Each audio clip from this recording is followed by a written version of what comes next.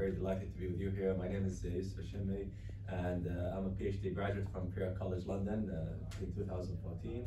And I spent more than 10 years of research in the International Atomic Energy Agency, University of Vienna, OPEC, and then I started a consultancy firm in 2019 focused on oil markets analysis. So I dealt with the S&P for multiple occasions on oil markets analysis, and just this year myself and a group of academics and industry leaders, we established a new learning institute in the UK called the London College of Energy Economics. So our aim is to skill bridge the gap in energy transition and net zero, which is something quite important for the UK energy transition targets.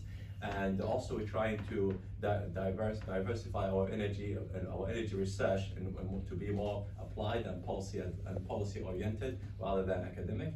And last year I was recognized with the OPEC Distilling Energy Professional Award, and I'm very delighted to be here. We're all proud of you, Dr. Beck. Yeah. Ali, it's your turn. I'm last. Sort of fast approaching, is it? Well, the connection is definitely there. I'm from Saudi Arabia, and I've been dealing with Saudi Aramco over the past years on multiple collaborative projects. And I believe the first driver why we saw trading activities happening in the region was the price downturns that we saw in 2014, beginning of 2014, and later in 2020.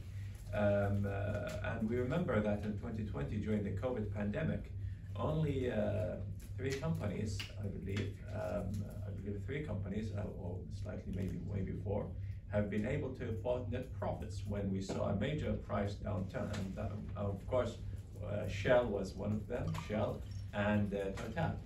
And also Saudi Aramco. Of course, you may argue with me that Saudi Aramco has the lowest production cost per barrel, but for Shell and Total, what saved these companies was actually the trading activities, and it was definitely something to put ice on the cake, so-called. So that performance by these international oil companies was monitored closely by our NOCs in the region, and I believe in 2020 Saudi Aramco was just listed. It was listed actually end of 2019, and of course there is a major driver here is to enhance profitability and economic, of course, resilience, and reduce the dependence on oil price.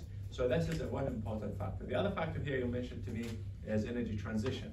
Of course, here the company or our NOCs in the region, they have targets to diversify and to transform and integrated energy firms, and I believe for them to achieve that, they need financial resilience, because energy transition projects, whether it's hydrogen, whether it's renewables, or any form of alternative energy, needs finance, and that may also indicate a stable oil price. So I believe trading here will support our NOCs in the region. Of course, I'm not sure here if I refer to, because the NOCs in the region are not all the same, because now if I talk about Aramco, it considers itself as a listed company, and they see themselves as like any other IOC. So I believe they look at trading as an opportunity that is to be tapped in to expand their growth, and more recently I believe the trading growth has hit something like 6 million barrels of all liquid hydrocarbons with the purchase of a Motivia trading in the US. There's still challenges in the way ahead, and I believe one of these challenges is that Saudi Arabia doesn't sell oil to traders, you see. So, and I believe there's political factors here, because Saudi Arabia is perceived as a reliable supplier of energy security, and all of the exports of Saudi Aramco will go to refineries. On the other hand, Saudi Aramco also wants to tap into the trading business in order to kind of improve its resilience and be less vulnerable to the fluctuation of oil prices. So I believe that the two will work together. Whether it's energy transition, this is crucially important to transform into an integrated energy company, and trading is important to stabilize and maximize the financial resilience. it wouldn't be in the interest of Aramco that they have a conflicting business that conflicts with their strategy as a reliable crude supply. Reliable strategy. Yes. Okay, what do you think about? Is that something?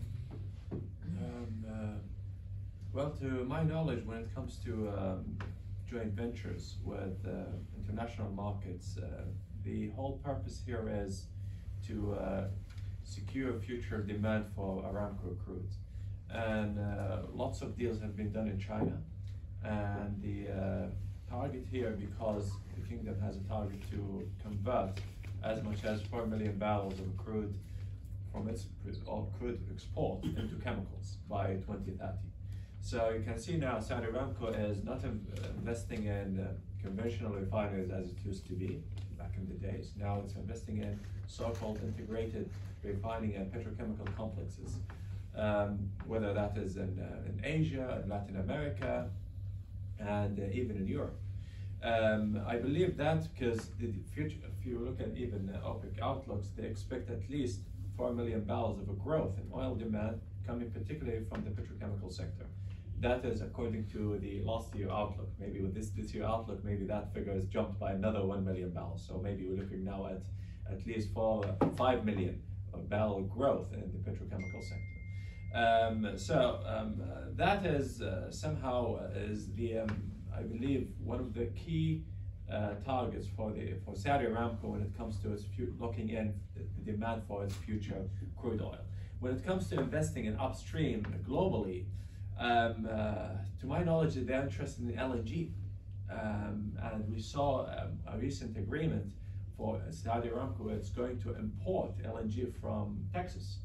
They're also investing in LNG companies, including, for example, with Ocean and other companies, because here the target is to meet local demand for natural gas in the kingdom. And by that way, they reduce local demand for oil, and then they have more capacity to export in the years ahead. So I believe the two here are working in parallel. Whether you invest to lock in demand for future crude, looking at the chemical sector, or if you invest in LNG to try and import to meet local demand for natural gas locally. But the 1 million barrel that is going to be displaced with natural gas is not something to be killed, because that becomes a hot topic during summer season, and I'm sure you've seen journalists asking the Saudi energy minister in OPEC conference during summer, how much oil are you going to burn? It's going to burn oil locally. So by displacing that oil from power generation, we're essentially availing more oil for the international markets, which is going to enhance global energy security. Of course, no country is now using oil in direct combustion for power generation apart from countries in the GCC. So I believe there is a strategic option here.